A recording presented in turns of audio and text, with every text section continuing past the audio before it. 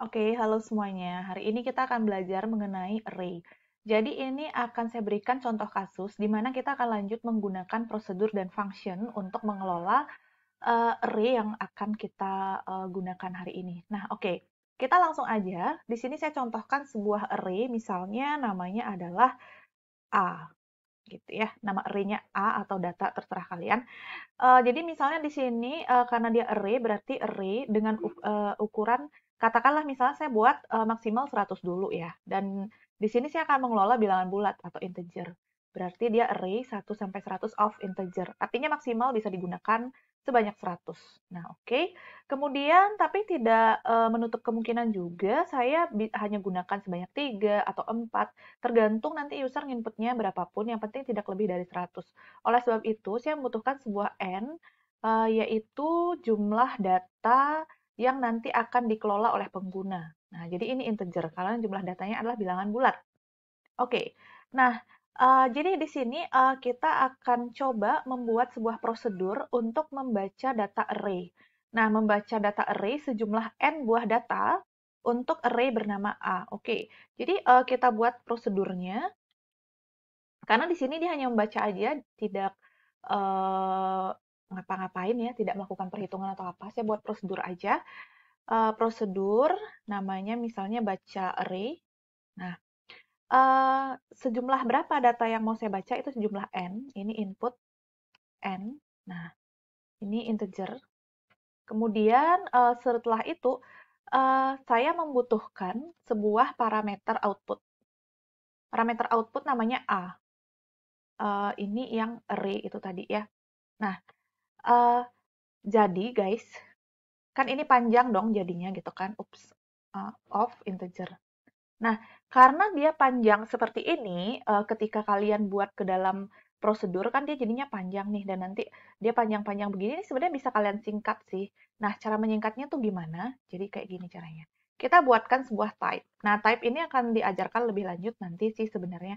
Tapi nggak apa-apa, kita gunakan dulu aja. Ini nggak terlalu heboh kok dia. Misalnya tipe larik. Nah, ini adalah array 1 sampai 100 of integer. Nah, sehingga di sini kita boleh sebut dia larik aja. Kalau A ini adalah larik, berarti dia merupakan array dengan ukuran 100, kemudian tipe datanya integer. Nah, di sini sehingga bisa dengan gampangnya larik. Nah, jadi seperti itu aja jadinya. Jadi nggak perlu panjang menulisnya, gitu. Itu agar kita nggak menulis panjang ketika kita menggunakan array yang sama berkali-kali. Nah, mari kita implementasikan prosedurnya. Saya buatkan prosedurnya di sini. Nah, ini saya copy aja. Penjelasannya ini adalah prosedur untuk membaca data array. Oke, kalau sudah, prosedur. Nah, jadi di sini sama ya, ada bagian deklarasi dan ada bagian deskripsi. Oke. Nah, lalu di bagian deklarasi apa sih yang dideklarasikan? Kita nggak perlu lagi mendeklarasikan array-nya. Kenapa? Karena di sini kita udah punya parameter bernama A. Kita nggak perlu N lagi, kita nggak perlu prosedur tentu saja. Nah, di sini kita hanya butuh sebuah counter, misalnya namanya I, untuk perulangan kita. Karena di sini kan kita mau membaca data array ya. Saya sudah pernah jelaskan bagaimana menggunakan perulangan. Silakan kalian lihat video contoh array dengan algoritma atau dengan pseudocode. Nah, jadi karena di sini kita mulai membaca, kita menggunakan for. I sama dengan 1 sampai dengan N. Nah, jadi seperti itu. Oke, for I sama dengan mulai dari 1 sampai dengan N. Nah, di sini apa sih yang mau dilakukan? Yaitu membaca. Berarti kalau membaca, berarti menggunakan read kan ya? Berarti read. Nah, yang di-read apa? Data A. Tapi tidak stop sampai di sini. Kalau cuma read A seperti itu aja, berarti itu adalah sebuah variabel biasa. Karena ini array, ingat, array itu harus ada indeksnya. Data ke berapa yang mau kita baca? Data ke I. Nah, jadi seperti ini. Ini ya. Jadi, for I sama dengan 1 to N, kita membaca mulai dari 1 sampai sebanyak N kali. Ini kita read data yang ke I. Nah, oke. Berikutnya bagaimana cara memanggilnya? Nah, karena di sini kita membutuhkan input N, yaitu banyaknya data, tentu saja kita harus punya dulu N-nya berapa. Jadi kita harus read dulu si N. Setelah di read, baru kalian panggil nih baca array. Oke, dengan data sejumlah n dan array-nya bernama A. Nah, jadi seperti itu. Jadi tinggal dipanggil kayak gini aja. Maka dia akan memanggil prosedur untuk membaca array. Mari kita buat di Flogorithm. Nah, oke. Jadi kita buat prosedurnya dulu deh, boleh add function. Jadi di sini namanya adalah baca array. Setelah itu parameternya di sini ada n dan ada array yaitu A. Nah, n ini integer, kemudian nah di sini kan ini parameter output. Nah, bukannya Flogorithm itu nggak bisa parameter output. Oke, kalau dia adalah variabel biasa, dia memang tidak bisa. Tapi kalau array, dia bisa sekaligus input dan output gitu. Jadi memang seperti itu cara kerjanya di sini gitu ya. Udah, berarti kita bisa dong nambahin untuk array-nya itu. Oh, bisa. Nah, ini array-nya adalah, kan larik nih. Larik itu apa sih? Oh, larik itu adalah array dari integer. Berarti caranya sesuaikan kayak gini. Berarti dia integer, kemudian ini array-nya contreng. Oke. Nggak usah dikasih ukuran kalau untuk jadi parameter. Nah, nanti kalau di deklarasi baru harus ada ukuran. Nah, return type-nya di sini, return type-nya nggak perlu karena ini merupakan prosedur. Nah, setelah itu, apa yang dilakukan? Mendeklarasikan i.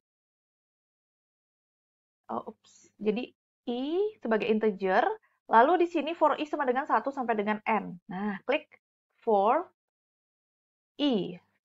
Oke, ingat kan kalian kalau di Flogorithm itu mulainya dari 0. Nah, sampai dengan n-1 berarti kan kalau di hitungan sehari-hari kita mulai menghitung dari 1. 1, 2, 3 sampai dengan n. Berarti kalau di Flogorithm berhubung dia mulainya dari 0, berarti 0, 1, 2, n-nya tinggal digeser ke kiri, berarti dikurang 1. Nah, penjelasan tentang itu juga kalian bisa lihat di penggunaan array dengan Flogorithm. Sudah ada videonya. Nah, ini tinggal oke aja. Nah, setelah itu di bagian dalam sini kalian tinggal input. Apa yang kalian input?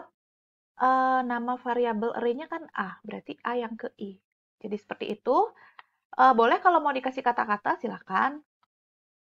Misalnya masukkan data ke, nah, data ke I ini kan mesti enak ya. Nanti jangan data ke 0, data ke 1, data ke 2. Berarti supaya tidak mulai dari 0, tapi mulai dari 1, sedangkan I-nya mulai dari 0, gimana caranya supaya angka 0 ini berubah jadi 1?